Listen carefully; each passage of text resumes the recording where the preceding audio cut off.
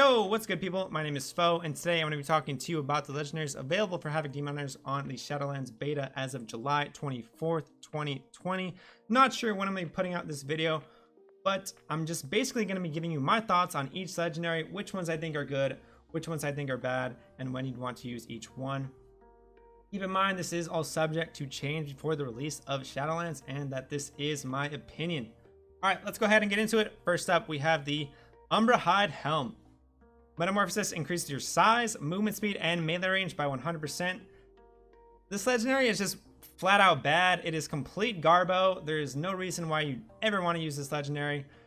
You already have so much in your base toolkit with Fell Rush, Vengeful Retreat, and Double Jump to stay within melee range that you'll really never ever need the increased melee range. If anything, this should just be a glyph for the increased meta size. But all in all, this is just a trash legendary.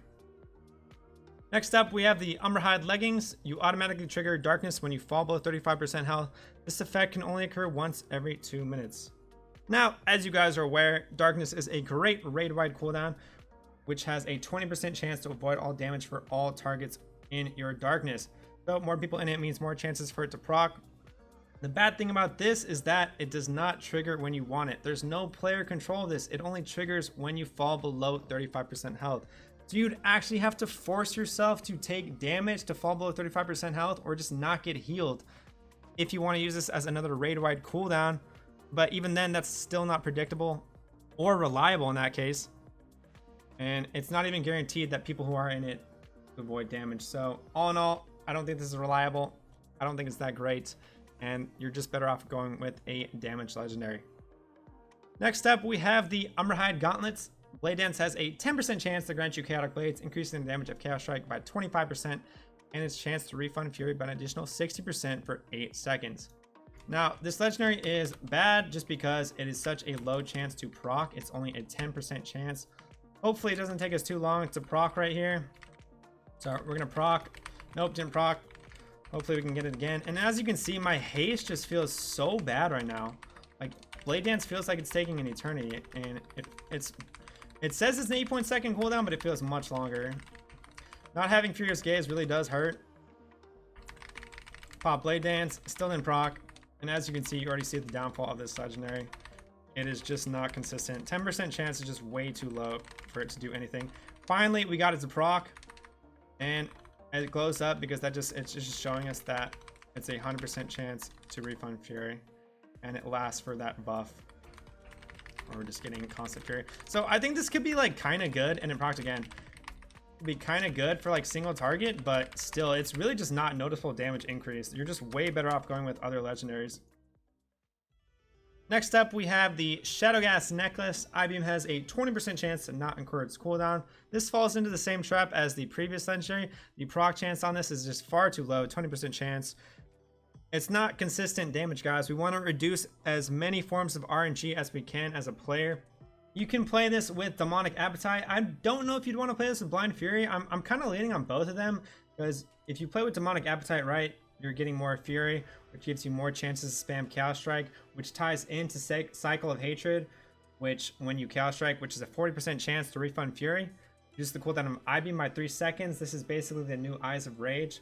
So it has some good synergies there. You just spam this, have more chances for I-beam, or you just want to reduce, just increase the flat out damage of your I-beam with Blind Fury. I'm leaning more towards Demonic Appetite just because you want it to proc more. Let's go ahead and do that. And it's kind of unfortunate we don't have Eyes of Rage, because it would be far more reliable, or just give us more chances to proc it. So let's go ahead, put it on, see if we can get it to happen.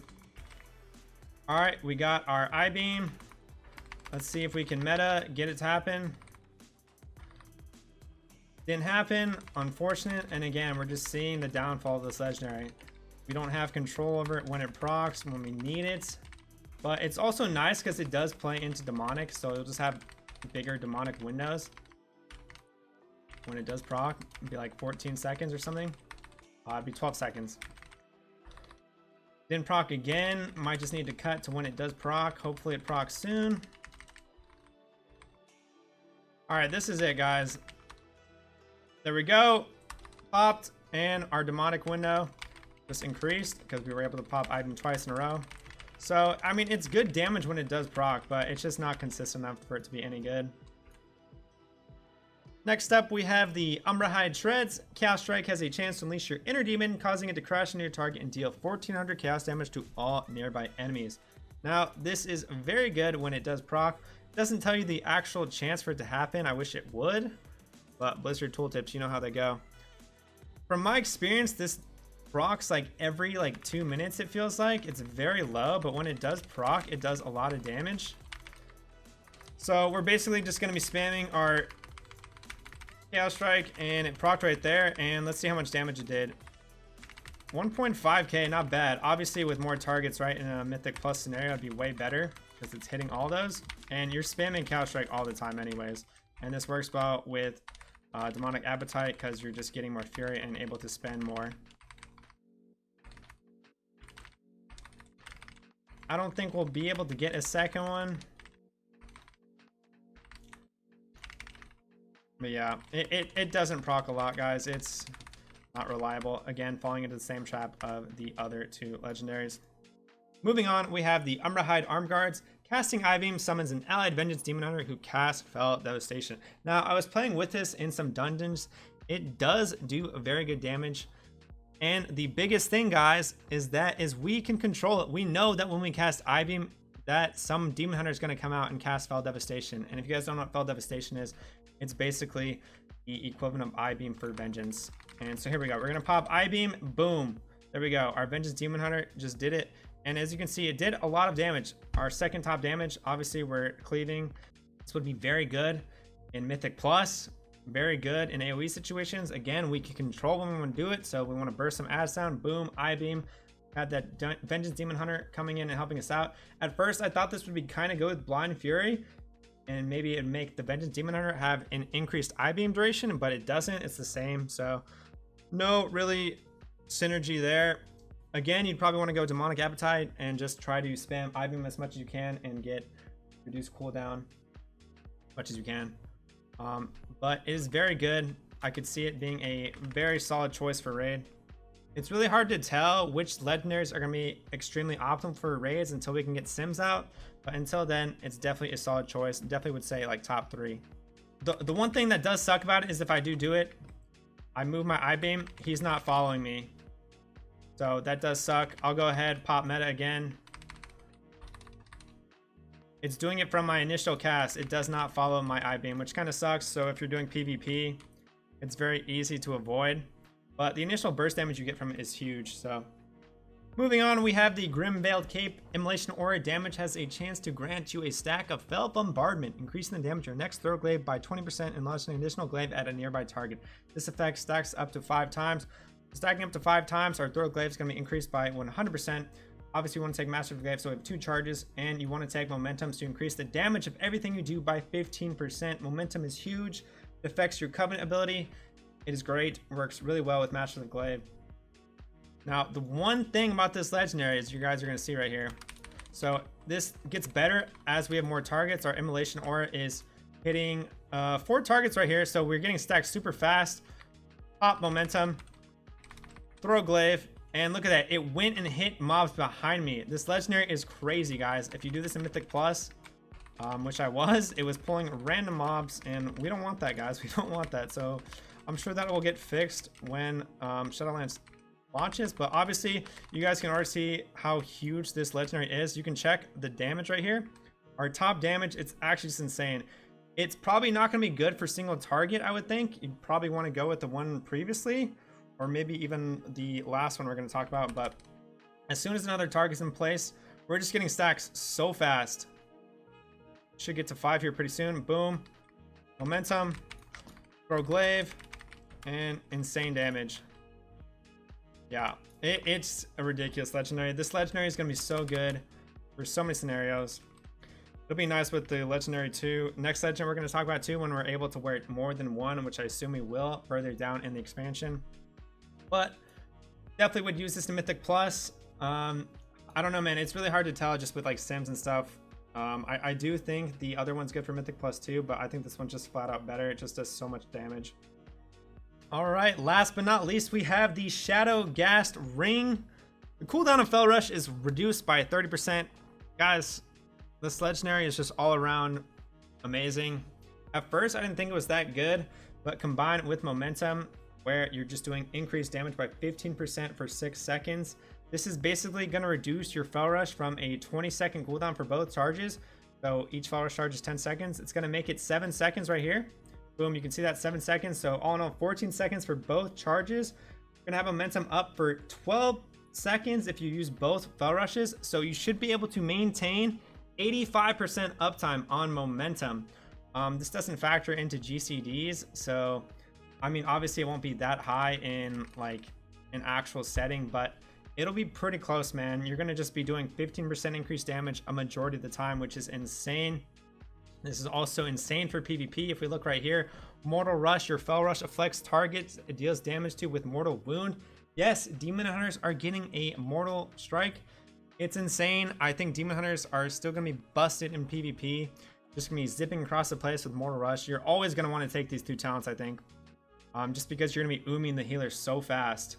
And we actually have so many good honor talents, but we'll talk about that later in another video. But it's actually just insane how good this legendary is.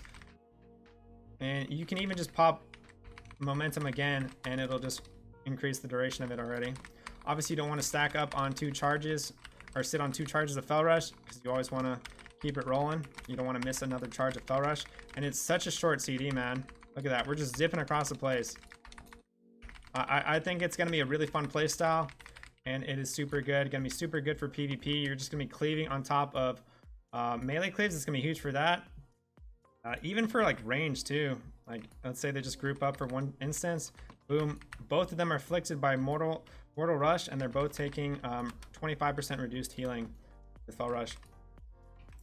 I think this is overall going to be so good. It's going to be good in Mythic Plus. It's going to be good for Raid. I think you'd probably use this for single target. I think it'd be the go-to single target, but I'm not sure. It's just really hard to tell without Sims. Alright, so to recap, guys, we have the Umbrahide helm. Dog shit, never going to use.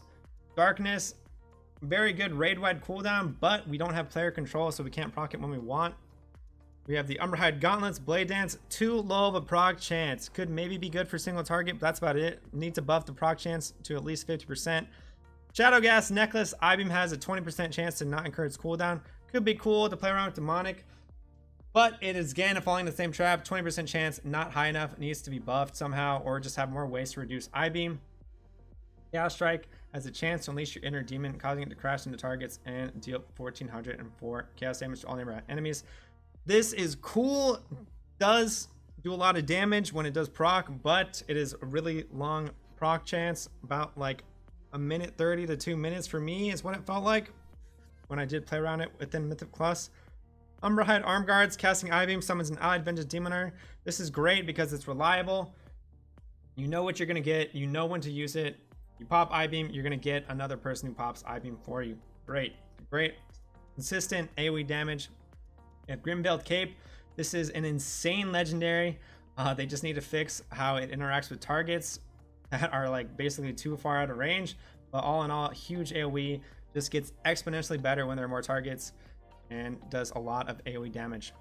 And we have the best legendary, I feel like, the Fel Rush, insane with momentum, high uptimes on it.